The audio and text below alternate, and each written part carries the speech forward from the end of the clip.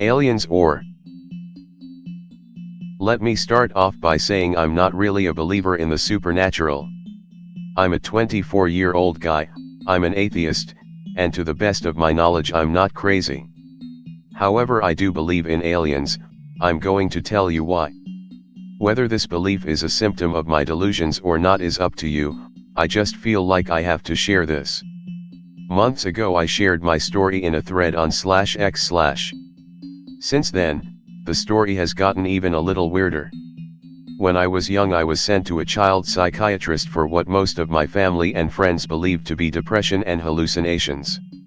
This was a pretty big shock at the time because before this I was a very outgoing and happy kid.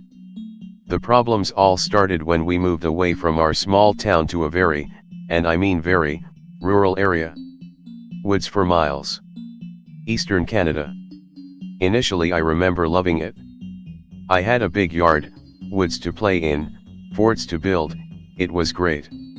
It wasn't long after we moved there that I began having trouble sleeping. I would have what I thought to be nightmares. It wasn't odd for my mother to find me laying in the bathtub crying, or in other weird places not knowing how I got there. The dream I would have consisted of almost the exact same thing every time. I would wake up and be drawn to the window. I would look through the blind and see an old shed behind our house. The lights would be on in it and the doors would be opening and slamming shut again and again. I would watch this happen until suddenly everything changed. My head would ache so bad, my arms and legs become heavy as I am unable to stop looking out the window. I just stand there unable to move with my head splitting with pain. Then suddenly everything I can see changes. Flashes of bright lights in my eyes, I can see the blur of faces and stuff going on that I can't quite make out. The pain is gone and all that's left is a deafening ringing in my ears as I see these images flash before me. I wake up, somewhere I don't remember being. Will continue. As I said, I would wake up in the bathroom, basement, out on the deck. I remember being very, very scared. Shaking and to the point where all I could muster was to lay where I was and cry. This continued on until I could no longer go to school because it was happening so that I was getting too little sleep to function properly, plus it was severely messing with my head. My parents thought it was just sleepwalking at first until I became depressed.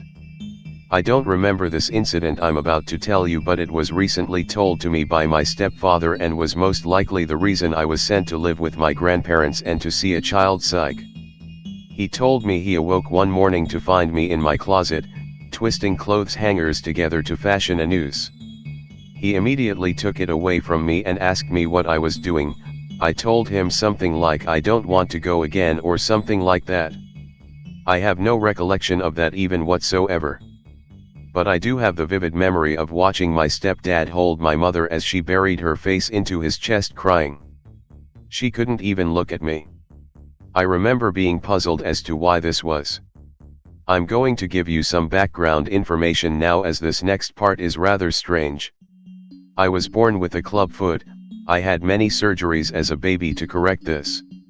Recently complications have arose with my foot that required me to have a triple fusion to stop the pain. Before my surgery could be done they needed to X-ray and MRI my foot before they could go in and do the fusion. From my records I was still supposed to have a pin left in my foot from my previous surgeries. Something they had neglected to take out when I was younger. The MRI that came back showed no trace of the said pin. It was as if it had just up and disappeared from my body. I had to call my mother to come with me to my next appointment to confirm that I didn't have any other surgeries that somehow didn't make it on my record. The goddamn thing was just gone. So I went ahead and had the triple fusion. This is right around when I started having these dreams again. The exact same dream of waking up and being drawn to the window to see a shed, light on, doors slamming, bright lights and blurs. I would wake up in the upstairs bathroom, wearing my cast.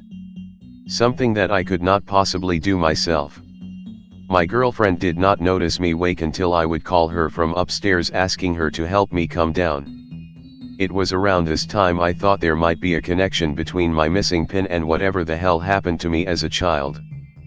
but I couldn't understand why it was happening again. I was less scared this time, but it still jarred me. Alien abduction trauma usually surfaces as dreams and odd happenings in childhood.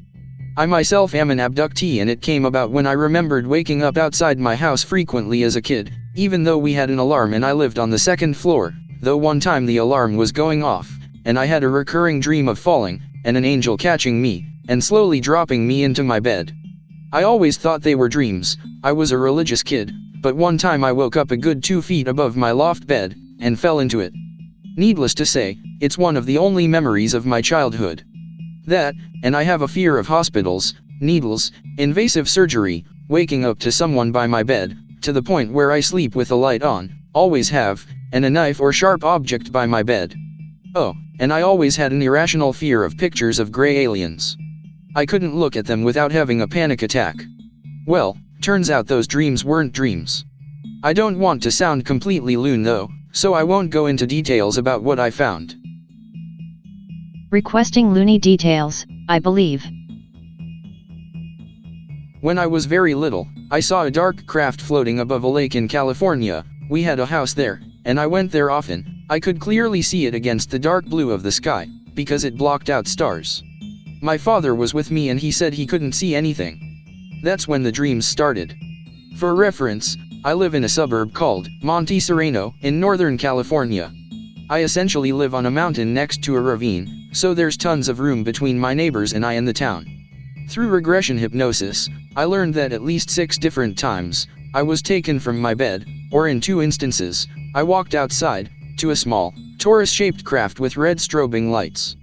I was incredibly scared, but they didn't look like aliens to me because until a couple years later, I'd never seen the image of the gray. I was religious enough to think I was going to see God like a dead person does, or like the prophets did. Because of this, I was more nervous than scared. They didn't speak, it didn't look like they had mouths.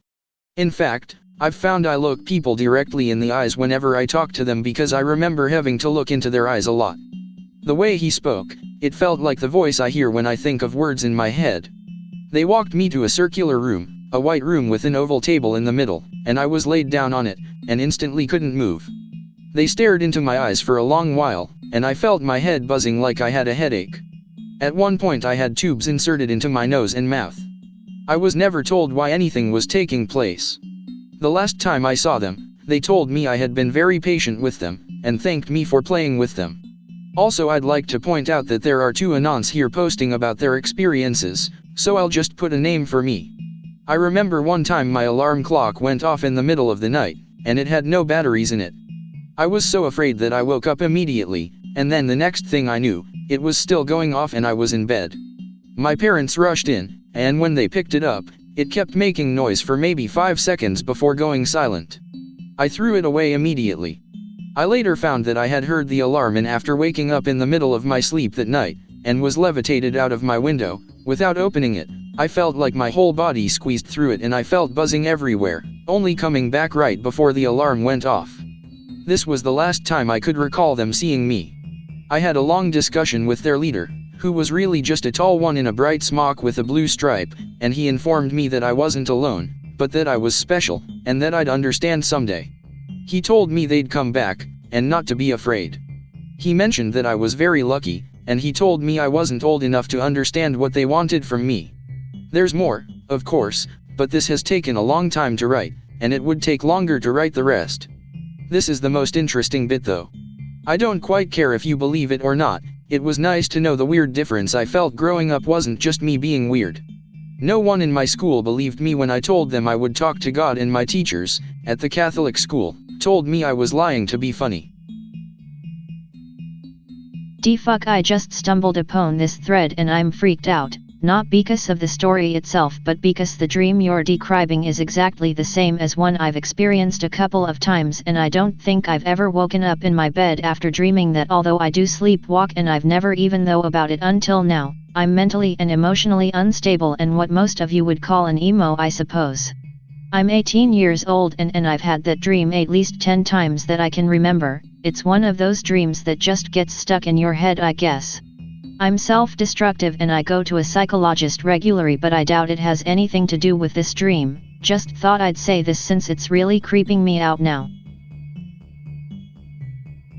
Dude, you are freaking me out. I don't care if you're a Star Trek fan or not, but you need to watch the TNG episode Sisms. The plot of the episode is that aliens from an alternate dimension are abducting crew members from the ship, doing medical experiments on them, and then wiping their memories and putting them back.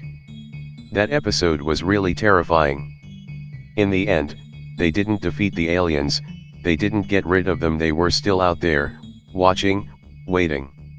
Now, either that episode inspired you to write this fake story, or similar events inspired the writer of this episode. I've been in this room before. We've all been in this room before.